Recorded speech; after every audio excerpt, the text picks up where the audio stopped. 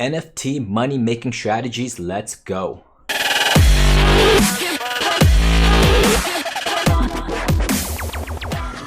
What's up, friends? Welcome back to my channel where we talk all things finance, early retirement.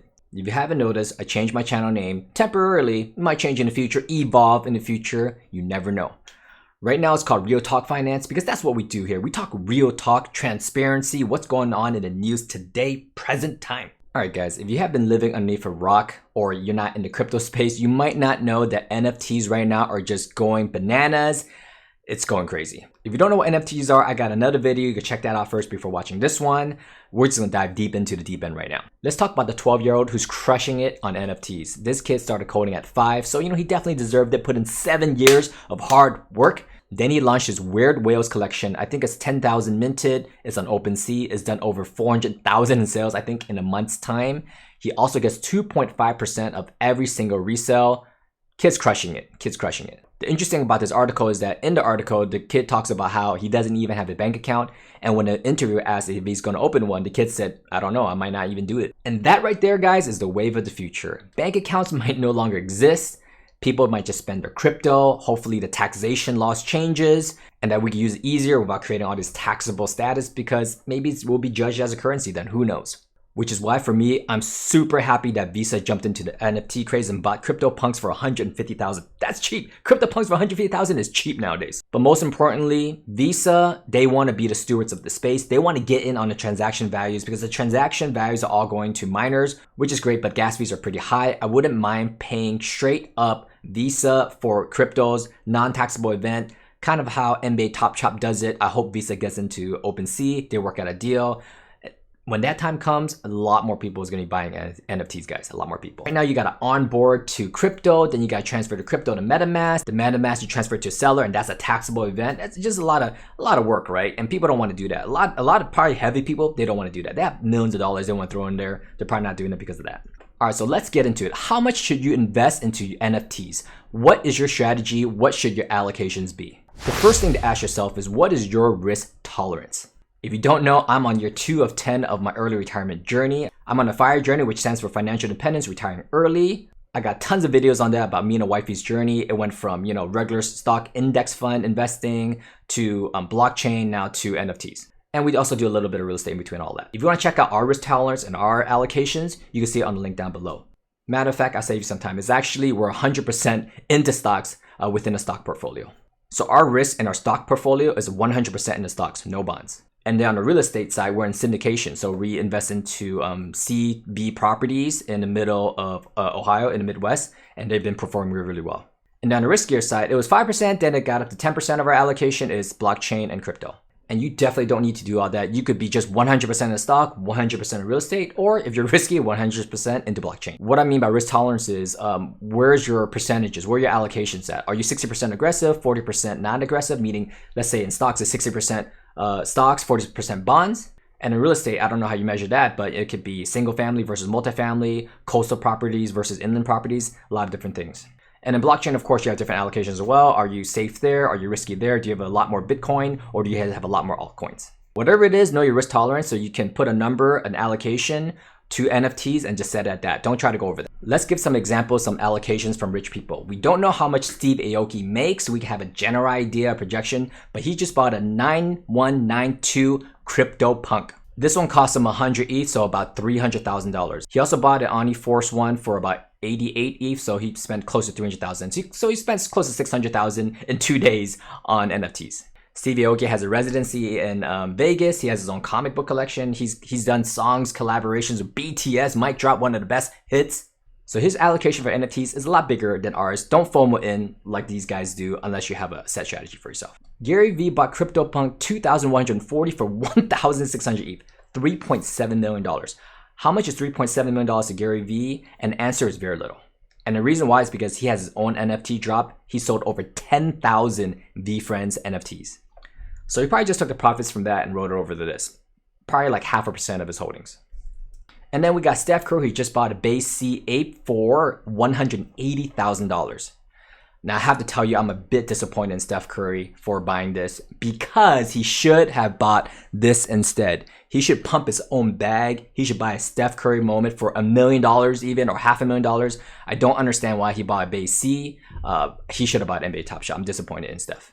I can say that because I live here in San Francisco, born and bred. Happy that he won the championships, unanimous MVP, but he messed up in this one. This was a turnover. Not only does it pump his own bag, it pumps his sport up too. The sport of basketball. Come on, Steph, you have millions of followers. Do better. Do better. Of course, I'm biased because my biggest NFT holdings are in NBA Top Shot, and we'll talk more about that later on. All right, so Steph is a perfect example because we know how much Steph is going to get paid in the NBA this year. Let's take a look at how much he's going to get paid. All right, so Steph in 2021 is going to make $40 million. So let's take a $180,000 divided by $40 million. That is 0.0045% of his this year's salary. NBA salary. We know he gets paid for Under Armour. God knows what else. He has a golf show on Hulu. I mean, this is nothing to Steph. This is like not even $100 bill. Maybe it's like a dollar bill. Let's take 0.0045% of $100,000. Let's say that's the average income here in the Bay Area. $450. That's $450 to Steph. To me, if you make $100,000 a year and you spent $450 on a piece of art, let's say, or a fancy basketball shoe, or a collector's card, or a collectible, I wouldn't think you're crazy. If you're used to making risky investments with your income, then by all means forget what example I just did there. This is just to show that the celebrities don't really spend that much. And let's not forget 0.0045% of Steph Curry's $40 million is not even his true income. His income's probably double that, so it's like 0.0025% of his income.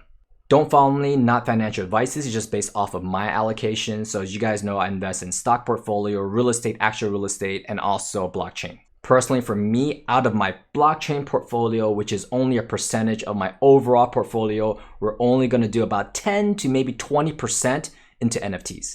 To me, NFTs can decouple from Bitcoin or Ethereum. Well, maybe it can't decouple from Ethereum because it needs Ethereum to survive. So some NFTs are run on Poly and Solana, but that's a completely different story. What I'm trying to say is that if prices of Bitcoin and also Ethereum go down, or crypto market go down, NFTs tend to go down also, but really they shouldn't. The reason being is because it has true utility. It can be access to a famous person like Gary Vee. It can be access to an NBA game. It gives you also a notoriety if you have the one of a BAYC or a CryptoPunks. The utility does come from blockchain, but not from Bitcoin or the value. It doesn't come from the value of the crypto monetary system. The value of the NFT comes from the NFT itself and also the utilization of blockchain to verify it. But it does nothing. It should not follow the crypto market. Right now, it is following the crypto market. I don't know why. Probably because the buy and sell is through crypto, and I don't know. People are probably buying it for the wrong reasons. When people buy for the right reasons in the future, it should just continue appreciating like fine art. Some say that NFTs don't age, so the value is in the aging process. Well, you can program that in. Whatever allocation percentage you choose, and hopefully it's not 50 or 100%, then just go with that number if you want to invest into the NFT space. Which brings us to number 2. Now that we got our allocations, you got to find out your philosophy in the NFT game. The question is, are you a flipper, are you an investor, or are you a collector? Of course, you could be all three. I got into Funko Pops as a flipper, but then I became a collector. And I've invested into some of the NFT projects for Funkos, but really I'm not a collector. I'm more of a long-term investor and a flipper of Funko Pops. There are some that hold sentimental value, and that's how they get you, like this Marty McFly, Back to the Future, you know what I'm talking about. That's a great movie. It's a great movie. Also, had a lot of fun go to Comic-Cons with my fiance, so from a flipper, I actually turned into a small collector. All right, I'll give you an example. There's scalpers or flippers. Here's a perfect example. Someone bought a BAYC 8 for 42 Ethereum, which is about, 120,000. And then sold it for 7 ETH profit. So 7 ETH profit is probably like $25,000. So he risked 120 to make 18%. That's pretty good. 18% is not bad, but you can make more on the S&P without the risk. So should that person have put 120,000 into the S&P? And the answer is this guy's probably rich. His allocation here is probably like 1% of his entire net worth. So or he could be a crazy madman and went all in and made 18%. I wouldn't go all in for 18%. That's pretty risky. But here's a caveat. He did it in one day. Can he continue hitting home runs every single day? Now, if he could repeat this every single day, then great. But I don't know many people that can do this every single day. And that is what we call a flipper, high risk, high reward. Example of an investor is one of my friends. So one of my friends works here in the Bay Area, does pretty well in the crypto space, made a lot of money this year.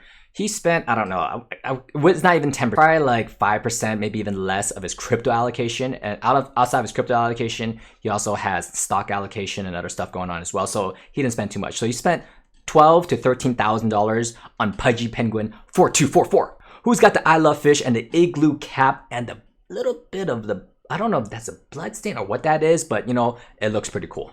And he is what you call an investor. He's not looking for a one-day flip, although if it hits his target, then he would flip it because Pudgy Penguins is not moving as fast, skyrocketing like BAYC. The ones that are truly skyrocketing right now are BAYC and also CryptoPunks. Another example of a long-term investor is me, and also a collector. I joined a 9 Lives challenge for NBA Top Shop. I needed to buy 30 NFT moments. It cost me a total of $8,000. So I'm in this for the long run. I might never sell it. So I would call this an investment and a collector. So I'm a collector here as well because I love the NBA. I love going to NBA games. I was at the Summer League. Hopefully I get invited to some cool stuff with this NFT that I have. This is a community-driven NFT. And collector is probably a wrong word for it because you usually collect something and put it away. In a new NFT world, you're a collector, but you're like deeply involved in the trenches with the community, the project, the roadmap, everything. You're engrossed in the development, what they got going on. Do they got a metaverse? What's the benefits of the NFTs? And also, you actually link up with people in real life for meetups. There's a lot of utilities to NFTs. Let's give you an example. Gary V's Tidy Troll, believe it gives you access to VCon 2022, 2023, and 2024. On top of that, he also drops mints of other projects that he's collabing with for free for VFriends, on top of other benefits on top of that. So there's a lot of utility for VFriends. I'm very bullish on VFriends. If it didn't cost $30,000, I would get one. And NBA Top Shot has great utility. You get to talk with NBA stars. You get to be on a Discord where the CEO of Dapper Labs, the CEO of this NFT blockchain called Flow Token, goes into the Discord and you can talk with them. That is truly priceless. That's a $7.5 billion company just for Flow Tokens, not including Dapper Labs. Dapper Labs is the company that utilizes Flow Token. So the CEO of Flow Token and also of Dapper Labs, and not to mention he is also the creator and founder of CryptoKitties, is on a private Discord if you collect all 9 cool cats. I think I just sold myself. I think I need to buy a lot more cool cat moments because that value is just crazy. Nothing wrong with Gary Vee. I love going to VCon, seeing him on stage, but I get to be on a Discord with the CEO of Dapper Labs, Flow Token, and CryptoKitties. Come on, man. Come on. I do need to check that. I'm not sure if he specifically is the creator of CryptoKitties, but the creators of Flow Token is the creators of CryptoKitties. Regardless, you get my point. They're all in cahoots together. These are big dogs. And only 3,000 people will ever get a chance to be in that private Discord. That to me is utility. That to me is value. The $8,000 that I spent, if they continue giving access like that and other goodies, the 9 Lives Cool Cats Challenge is just, I think, one of the best NFTs, the digital gold standards in the world. I made a video about it. Check it out on my video channel. So OnlyForce is coming out with a metaverse, and they have characters with attributes and personalities. Each one represents different powers, strengths. There's a Kami, a God level one, all crazy stuff. Which means that you could be a collector that's really passionate about the project and just really see value in it. It can go to zero. You can buy a $12,000 NFT. It could go to zero and you can care less because you love the project. You love being in the metaverse. Love getting special attributes with that. You love whatever the community is providing you. And those are things that I don't mind you spending money on. The question you got to ask yourself is, if you wouldn't buy it in real life, maybe you shouldn't spend money in an NFT. For example, Gary V's VCon, you got to go to 3 years of VCons. Right now it's $30,000 for his NFT. Is it worth $10,000 to go to each conference? Probably not. A conference only costs like $1,000 maybe for a conference event ticket. That might not be worth it, but the other stuff that you get with it could be worth it. Maybe you like the OnlyForce artwork and you would print it out and put it on your wall. If you can get one for, I don't know, $1,000, then that's a value for you. Then put your buy price at that. Don't pay $12,000 for it. Where do you see value for the NFT that you're buying? Don't try to trick yourself. Look really objectively here. You want to take emotions out of it. Walk away from your computer, consult with friends. Don't consult with crazy friends that just buy everything, because I have a lot of those. Maybe go in with some friends. I mean, it's tough to do deals together, but if you trust someone, go with your family. You can split a NFT. Up to you, not advice here. And lastly on NFTs, what's your philosophy in general? This person made $25,000 in one day. It's 2 taxable events. One taxable event when he bought it, another taxable event when he sold it, and then another taxable event when he made profit off of it. Is he scared that the IRS is going to come after him? I mean, that you gotta factor that in if you want, or you just, find me if you can.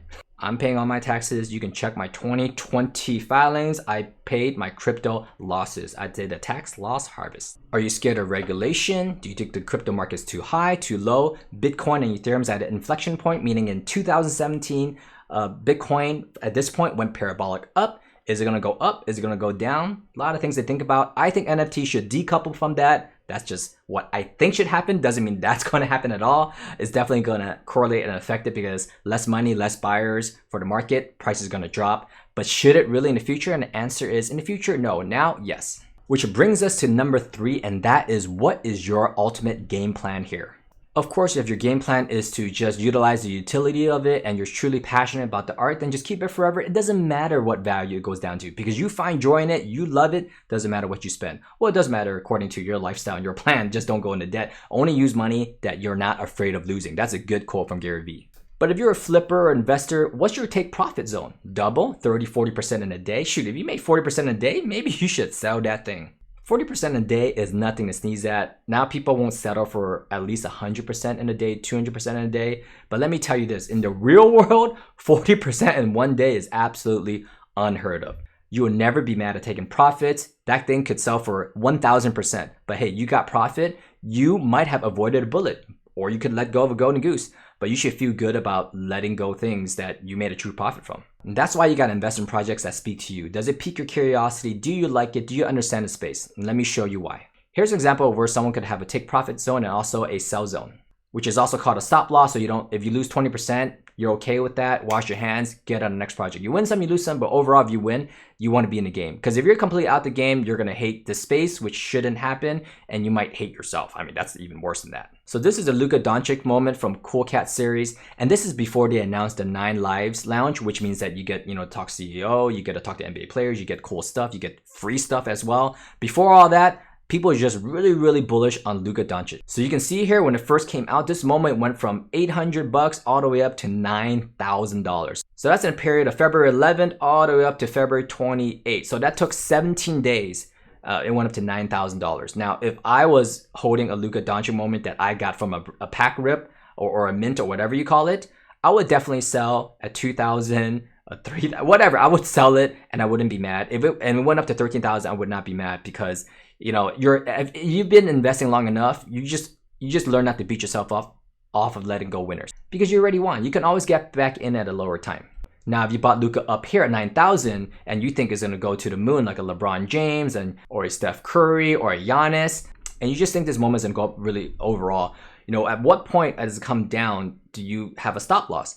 Not financial advice, but you should definitely have a stop loss. Usually what people do is 3 to 1. Let's pretend that you know the future and that you have similar comparables and you think that this Luka that you bought at 9,000 could go up $6,000 to $15,000. So 3 to 1 of $6,000 is 2,000 because 2,000 times 3 is 6,000, which means you take profit at 6,000, maybe a little bit less because 9,000 plus 6, you can take that at 15. Or when it drops 1, which means if it drops 2,000 to 7, then you take your stop loss there. Meaning you don't wait for the rebound, you just sell that thing and go. Count your losses, count your blessings that you didn't lose more. Because look at what happened in hindsight, if you could look at hindsight, which you can't do. It went from 7,000 all the way down to about $339. I can't even calculate that loss. That's like a 95% loss, maybe even 98%. That's a monumental loss. At this point, you don't even know where the bottom is. Luckily for some of these holders, they announced the 9 Lives, which is they announced that the Cool Cats a set, which is this Luka Doncic moment belongs to, this NFT belongs to a set of 30, then the whole set rose in value. And then Luka went from $450 all the way up to about $2,000. So whatever your 3 to 1, 4 to 1, whatever ratio you have for your stop loss and take profit is, if you even know those strategies, or you could just set numbers, you don't want to lose more than this amount and you don't want to wait above a certain amount to take out profit, then you set those numbers for yourself. But once they made that announcement, bam, it went back up. However, it only went up to what? Not even 50%. 50% would be 4,500. It went up to like a third of where it was at the all-time high. And now it's bouncing around a little bit. Personally, I think anything under 9,000 or maybe probably under 3,000 or 5,000, to me, Luka is a steal. Because there is only 3,464 of this, which means that Whoever wants to be a part of the Cool Cats Club, which is the coolest membership in digital world today, at least in my opinion. There could only ever be 3,000 of them because you need a Luka Doncic moment and there's only 3,400 of them. Right now in the marketplace, you can only buy 100 so far.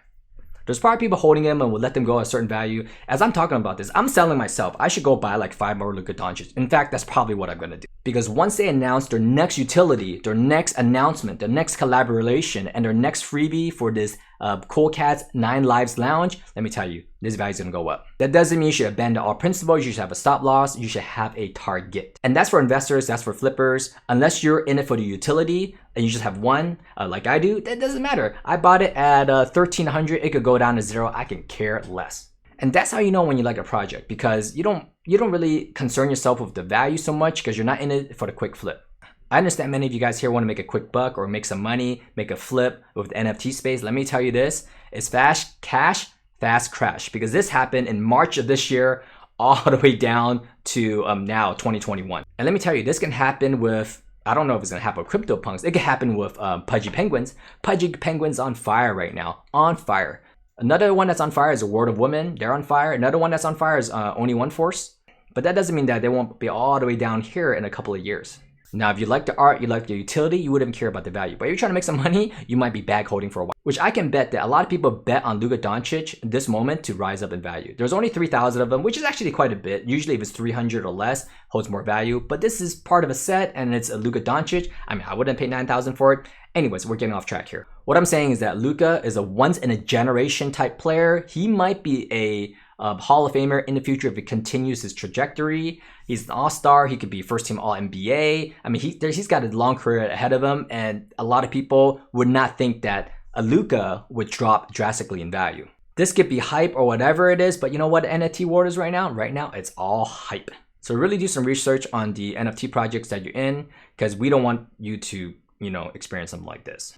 Back in 2017, everyone was talking about Litecoin. That's the silver to Bitcoin's go. Now no one even buys Litecoin. Also, people are talking about EOS. Oh, EOS is the thing. EOS was the ADA back in 2018, 2019. They had like a $2 or $5 billion ICO. Did nothing, right? They're not even back to all-time highs. It's horrible.